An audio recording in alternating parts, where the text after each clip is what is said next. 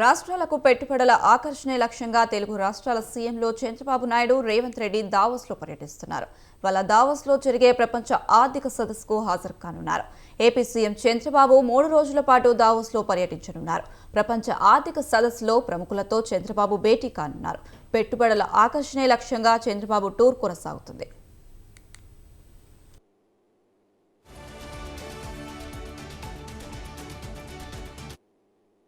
ఇదే అంశానికి సంబంధించి మరింత సమాచారం మా కరెస్పాండెంట్ సంతోష్ అందిస్తారు. Santosh, good morning Anusha.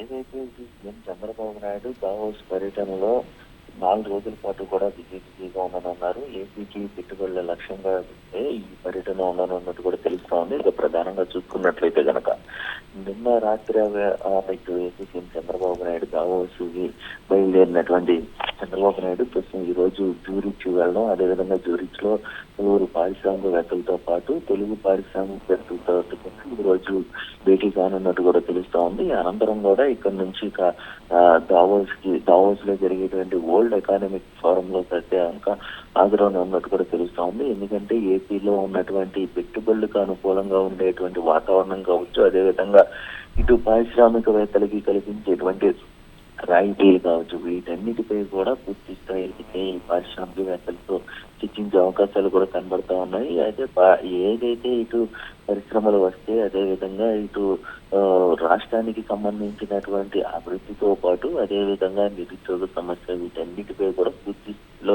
దృష్టి పెట్టే అవకాశాలు కూడా ఉన్నట్టు కూడా తెలుస్తోంది. అదేవిధంగా రాష్ట్రానికి సంబంధించినటువంటి జీడిపి వృద్ధి రేటు కావచ్చు, వీటన్నిటిపై కూడా పూర్తి స్థాయిలో ఇటు సీఎం చంద్రబాబు నాయుడు ఈ యొక్క పారిశ్రామికవేత్తలతో వివరించే అవకాశాలు కూడా కనబడతా ఉన్నాయి. ప్రతి రాష్ట్రంలో ఉండేటువంటి ప్రతి జిల్లాల్లో కూడా ఏ విధమైనటువంటి అనుకూలంగా ఉంది పరిశ్రమలకి, వీటన్నిటిపై కూడా వీరందరికీ కూడా ఎంటర్‌ప్రెన్యూర్ తోటి చర్చించే అవకాశాలు కూడా కనబడుతున్నట్టు తెలుస్తా ఉంది.